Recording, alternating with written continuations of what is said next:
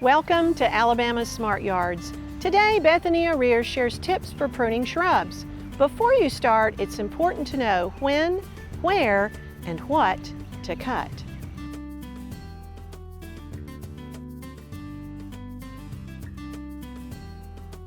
Take advantage of cooler temperatures and early season energy to prune and shape your favorite flowering plants, provided it's not too late.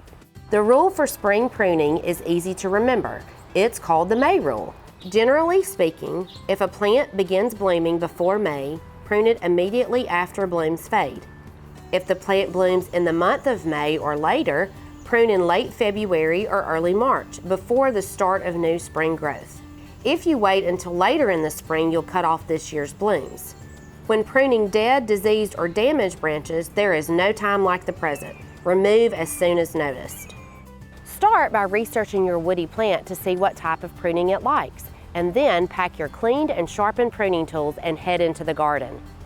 Since pruning causes new growth to develop near the cut, a poorly pruned plant will sprout branches and suckers in unwelcome directions.